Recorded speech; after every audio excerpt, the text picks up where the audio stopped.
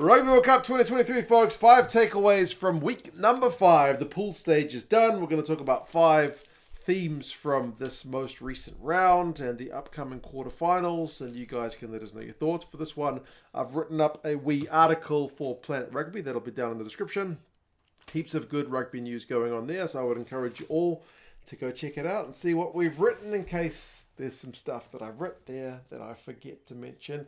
Here, the first one, I'm going to say the Scots dry run, as in they have a dry run against Ireland.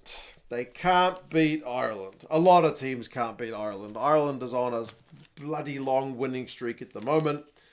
And there were some questions asked of Gregor Townsend at the end of the game, which I felt like were not quite right. Asking him, like, you don't have the players, you don't have the coaches, what do you guys need to do? The Scottish side is not bad. Ireland are very, very, very good. Like, in this last World Cup cycle, Scotland pushed the All Blacks as one of the closest results we've seen. They were ahead and probably should have won that game, but then the All Blacks managed to get a comeback victory. They've beaten France, home and away. So they've beaten France twice. Not many sides. Has any other side beaten France twice? Has any other side beaten France in France apart from Scotland? They've won at Twickenham. They've won for the first time in like 20 years down in Wales. Like, it's not a bad team. They're the 5th ranked team in the world. But Ireland are just really good. And that's the one team, like of all the Six Nations teams, like Scotland in this World Cup cycle, they've beaten them all, but they can't beat Ireland. It's the one exception to the rule for the Scots. So I don't think you're like throwing the baby out with the bathwater with Scotland. It's not all doom and gloom.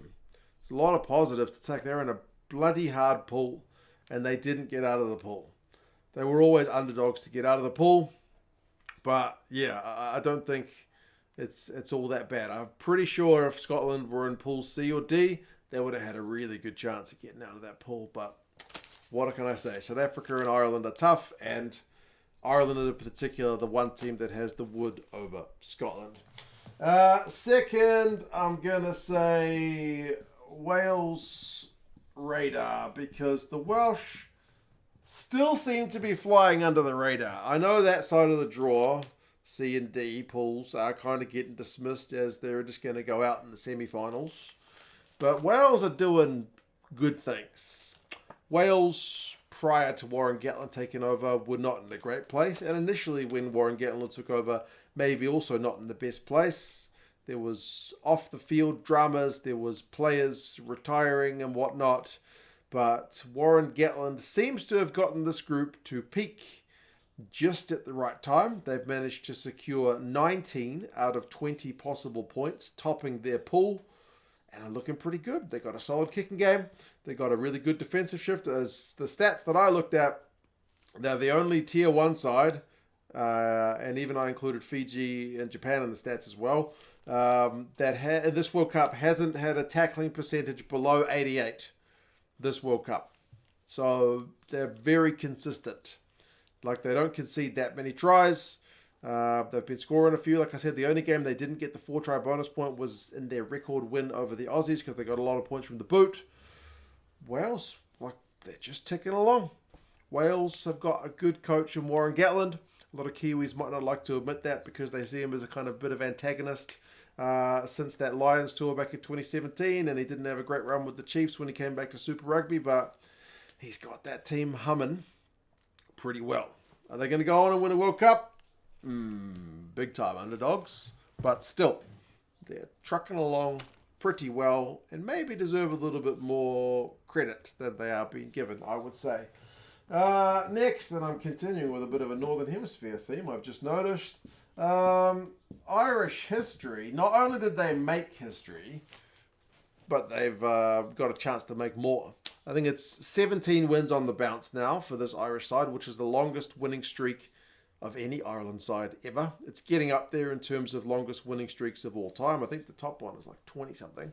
But yeah, this Irish side is on a historic run. They are the number 1 side in the world. And since that Eden Park defeat, which is a historic record in itself, All Blacks don't get beaten there, yeah, they've just gone on and won everything, including 2 away games in New Zealand, including a Six Nations Grand Slam where they managed to dethrone France from that title.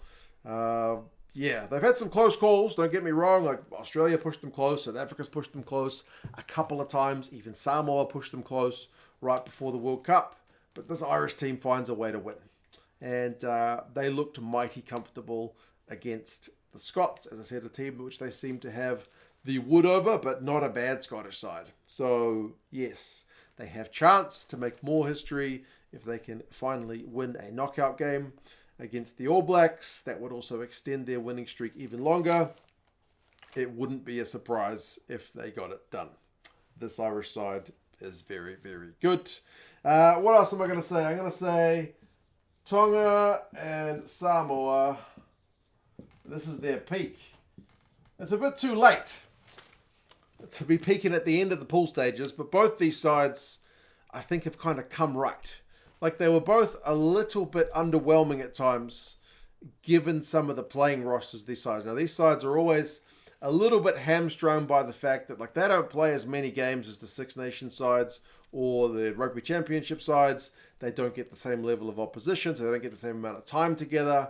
They don't have the same resources in terms of training facilities and whatnot, but both these sides, I think, after kind of some disappointment, like Tonga losing to Ireland wasn't like a shock horror because a lot of sides have been doing that, but they lost by a lot to a good Scotland side as well. They got hammered by South Africa, but then when they played South Africa, they actually seemed to play at a higher level. I don't know what it was. Like, the scoreline was probably similar, but you just watched that game and thought, man, he scored 3 tries against the Springboks.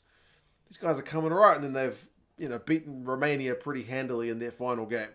So I feel like if Tonga was starting the World Cup now, again, they're probably going to finish in the same spot in their pool, given how tough that pool is.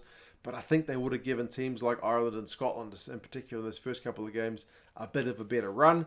Samoa had the flip end of the draw that they had their kind of easy game early against Chile. They played pretty well against them, but they'll be disappointed with how they played against Japan and against Argentina.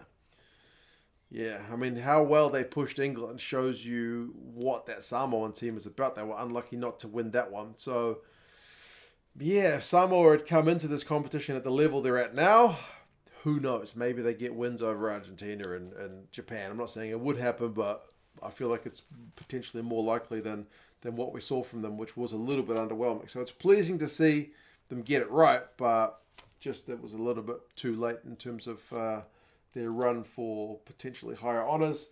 And then last one, I'm going to say we got an upset. Like a genuine upset. I know the Wallabies lost to Fiji, which was, maybe unexpected. But Fiji came into this tournament playing really good rugby and on the back of a Pacific Nations Cup win, whereas the Wallabies hadn't won a game under Eddie Jones. So for the Wallabies to lose that game was surprising, but maybe not shocking. But Portugal getting their first ever Rugby World Cup win over Fiji. Fiji, who already had 1 foot in the quarterfinals, was pleasing in terms of the competition getting a nice upset win. There's something about seeing teams getting beaten by 70, 80, 90 points, which doesn't quite satisfy. You want to see games which are on the edge of your seat. Portugal have been great value this entire Rugby World Cup. They've been very competitive in all their games. They've been very exciting to watch. And to see them finally get rewarded and get that chance to celebrate and potentially aspire a new generation of Portuguese fans like these guys were inspired by the 2007 team is just fantastic. So, sucks for Fiji to be the team to get turned over and doesn't give them any momentum going into the quarterfinals, but they're still in the quarterfinals.